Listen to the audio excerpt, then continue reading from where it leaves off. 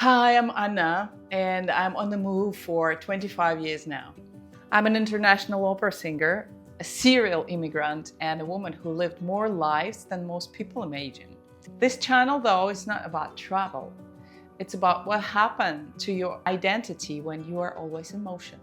I'm still searching for my true self, and maybe, if you're watching, you too. So, we just moved again. And suddenly all the memories, all the thoughts about moving, about starting again came back. This is my fourth immigration. So I've been living in Italy, in Austria, in Germany before that, and now it's Spain. And at this point, I feel like really serial immigrant. Every time you move, you believe you're doing it for the better life, better weather, better possibilities. You imagine it all, like the ocean, the light, the freedom. You visit the place before, obviously. It feels right, and you think, okay, now, this time, I know what I'm doing. Every time it's the same, and actually it is. But even when it's fourth time for me, at some point you forget how difficult the beginning really is, every time. Because at the beginning, everything is sparkling, like a glass of sangria in the sun. You are enjoying it all. Everything is new. You're sitting in a cafe by the ocean, everyone's speaking your language, like English. The air is soft, the light is golden, and you have not much to do because mostly you're on vacation for the first time. So you think this is exactly why I'm moving here. But then the questions start to come. You need to change your driving license. You need to apply for residency.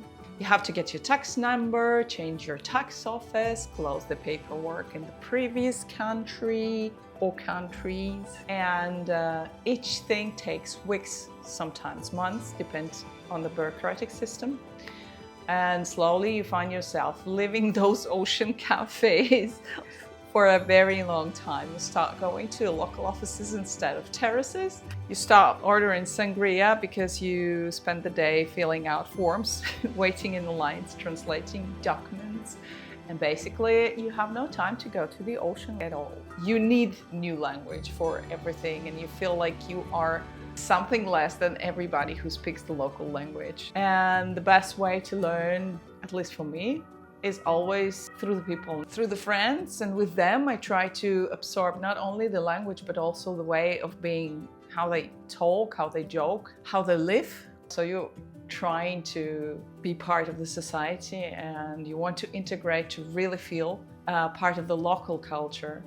And especially now with a child, I have a 5-year-old son, I want him to grow up in this relaxed, sunny mentality that I love about Canary Islands. But here's the paradox. When you start integrating, sometimes you begin disappearing. You, who you are, you start compromising with yourself. You go out, you listen more than you talk, obviously. Your friends are kind, they switch to English to make it easier for you. And you appreciate it, obviously, but it also hurts. I'm not good enough, I'm not smart enough, my humor doesn't fit here, I don't understand their humor. And then slowly you stop trying because nobody really laughs on your joke. You stop talking much, you think more about how to fit in and less about what you actually like, appreciating you for what you really are. At some point, you realize you've been accepted.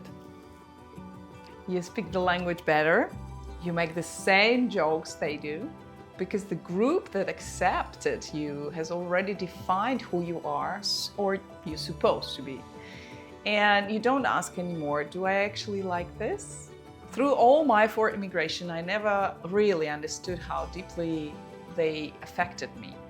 Only in the last 2 years, I started to feel it and to ask myself, why? Why are my achievements not making me happy?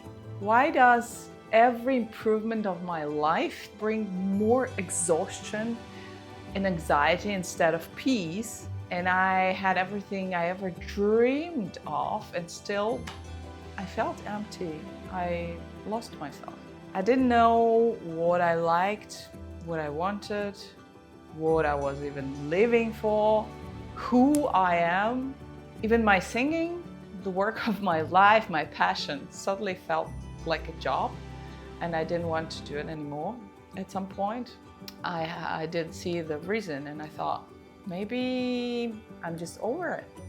But I wasn't over it. I can tell it now. Because when you spend all your energy trying to adapt, trying to become acceptable, socially acceptable, trying to be the perfect version of yourself for every new system, you use up all the energy that this was meant for living. You don't have any energy left to listen to yourself, so you hide that part of you. You put in quietly in a box, promising to come back sometime.